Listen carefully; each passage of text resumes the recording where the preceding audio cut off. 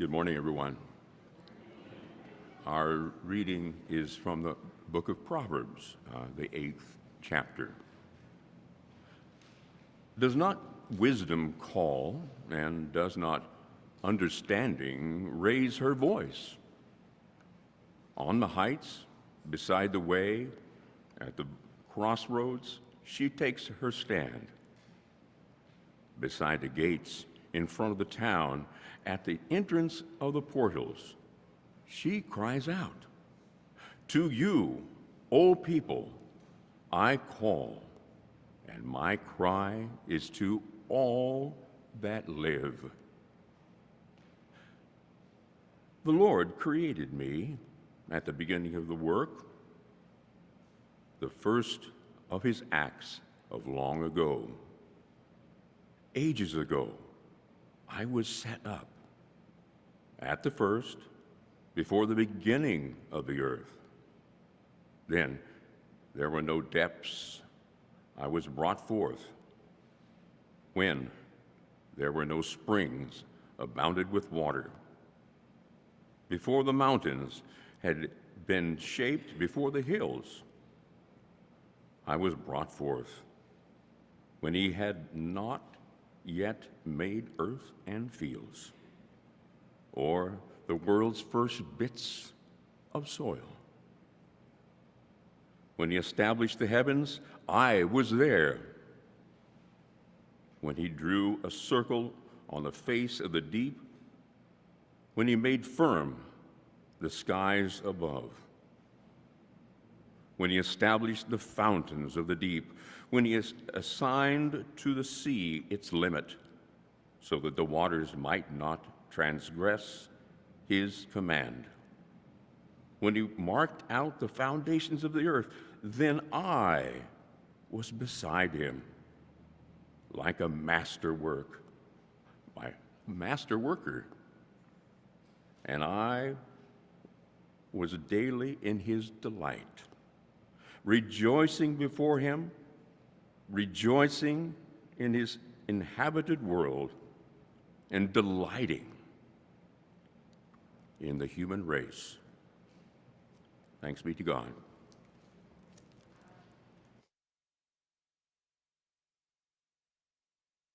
Morning, Metro.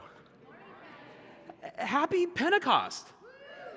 Yes, we got flames. We can dance here. We can go. We're good Baptists. I mean, we're not those Baptists, but maybe we are those Baptists.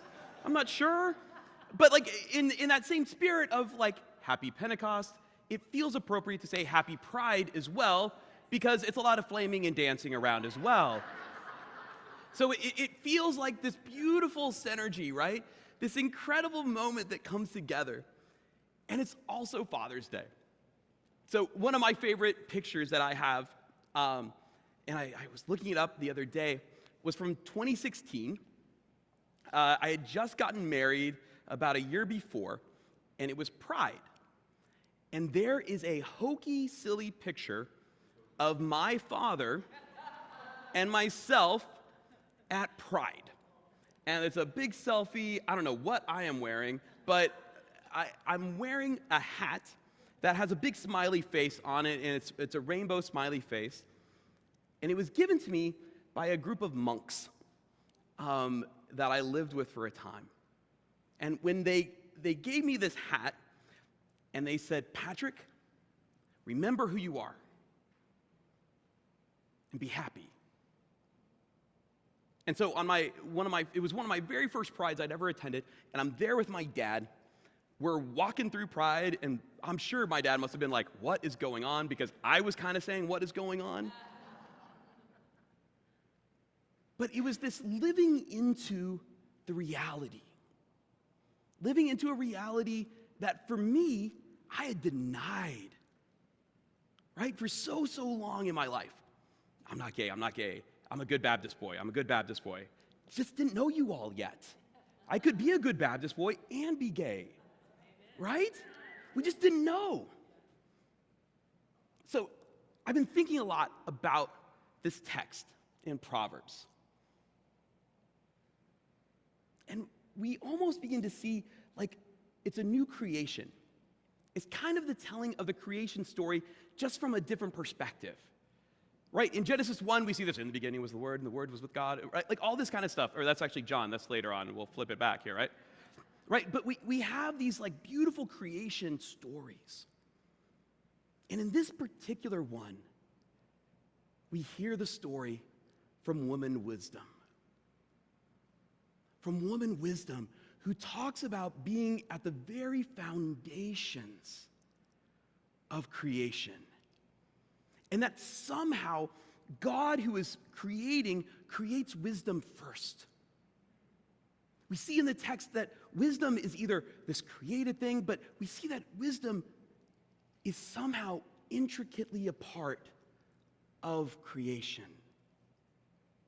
That God is somehow speaking through and with, that God is commanding the structures of the world, and it is wisdom who is knitting it together, who is placing all of these things together. And it says that she delighted. It kind of reminds you of God saying, it was good. It was very good. And now we have wisdom, woman wisdom, standing up and saying, no, it's not just good, it's good, right? And she dances. We have this beautiful image, and this is where I think we get so much of these images of flames, right? That it dances, it moves. And that somehow in the midst of this creation context, something is birthed in the creation. Something is set in motion deep in the core, deep in the very bones of us as people, of animals, of the dirt. It's like our DNA was woven together, and inside of it was woman wisdom, who began to set out this new way of life. So God sets in motion all of creation, dances with woman wisdom, creates us, and somehow he looks, and there's delight, and there's joy, and then something happens, right? All we have to do is watch the news. All we have to do is listen to prayer requests at Metro Baptist. And we know that something isn't right. That's not the sickness that we hear, people being carted away, tanks down the streets. Like, this is not that creation image that we have in Proverbs, is it? We come face to face with the reality that, like, no, we're not living in this, like, joyful, exuberant dance. So, what do we do? How do we manage to keep going forward? How do we dance? I think we go back to woman wisdom. Because I think in the text we see that she has placed something in us. She's placed a truth in us that somehow keeps kind of pulling us out. So when we were talking about me coming out, which is good times, right?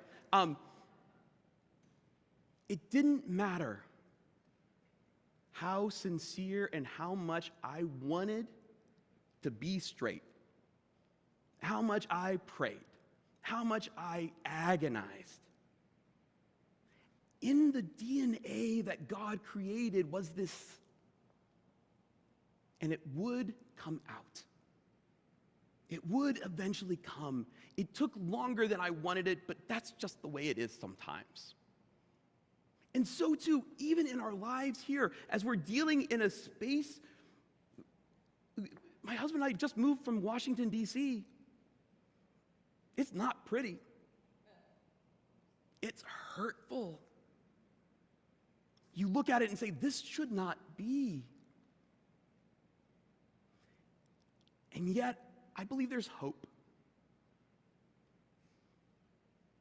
Because woman wisdom is not just in me, pulling me out to be my most true self. Woman wisdom is in each of us, calling us out to be our truest self.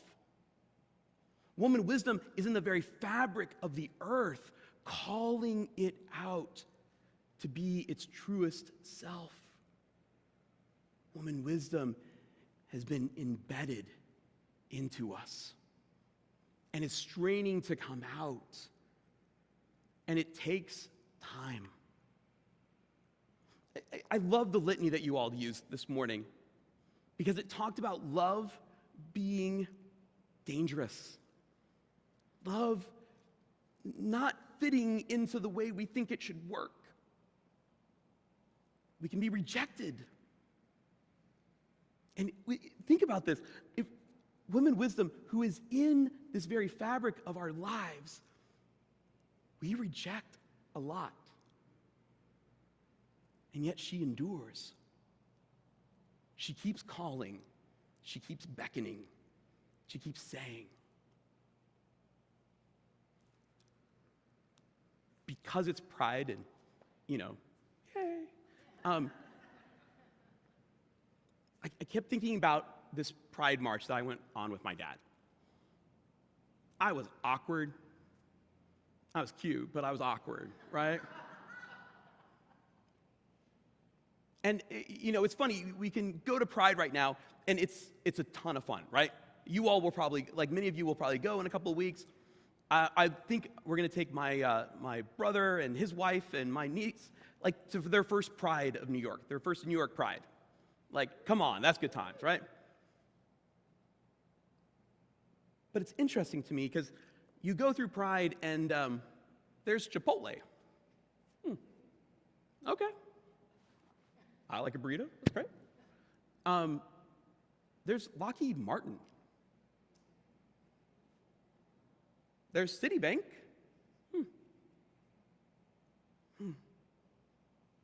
It feels different, doesn't it? It's not this exuberant, joyful thing. It's now a commercial. And if we look at Pride this year in New York, they're $750,000 short. All their corporate sponsors, whoosh, because the gays are now not so much. I don't think it's bad. Because what I started thinking about was back to that first Pride March, not parade. It was in 1970. It was a year after Stonewall. After these courageous people had come through and stood up for themselves. And now, it was this first march. And the group that put it together made a couple of decisions. In previous protests, there were age limits. You had to be this age. There was no loud music. We were going to dress up. There were dress codes. We were going to walk nobly. And for this first one, they were like, nope. We will march. And so, down here in the West Village, 5,000 got together. They strung out 10 blocks. And there was music. And there were costumes, and there was dancing, and there were pride, and there was fear, and there was trepidation, and there was bravery. Because as they were marching north to Central Park, they didn't know what was going to happen. There were police officers all around. Many people were there at Stonewall being like, are we about to get beat up? Are we going to be ripped away and taken to jail? And what did they do? They sang, honey, they sang. They danced. They created something because of who they were. They wanted to express who they were no matter what. And they claimed that space. They marched. They marched. They marched all the way to Central Park, where they had a gay inn, is what they called. They had a couple there trying to break the Guinness Book of World Record for the longest kiss. There's great New York Times pictures of this space, of them being them, of us being us.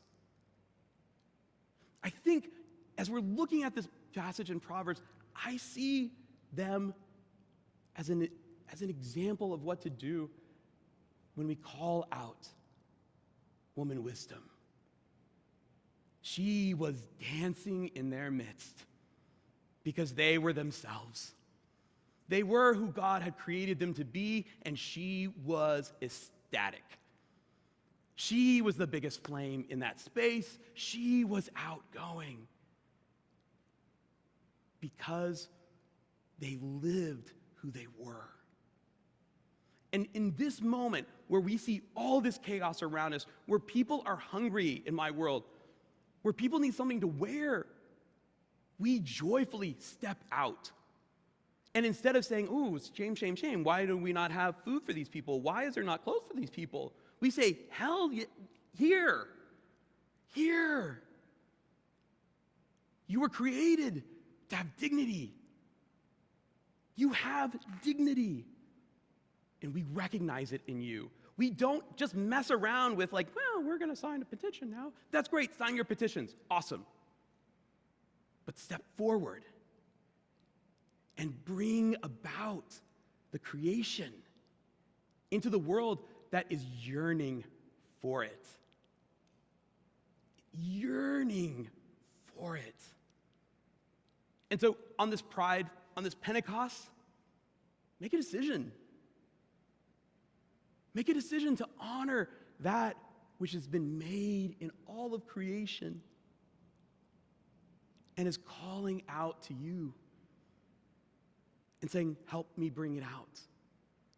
God's good gift to us is to say, like, you're a part of it. God invites us to be co-creators, and we get to do it. And so when we step back and we see all that's going around us, we have to make choices. We choose love. Right? We choose love. When there's stuff going around, we choose love. And so as Micah comes and leads us in our kind of closing response hymn, I think a lot of you heard it last week for the first time maybe, of I choose love. It's a simple one, but like, hear the words, right? You choose. You will go forward. We will not be stepping back. Go forward, ever forward. Do not be afraid. Be afraid. Yes, you should be afraid. There's scary stuff out there. But go forward because there's joy and God is always present. Amen.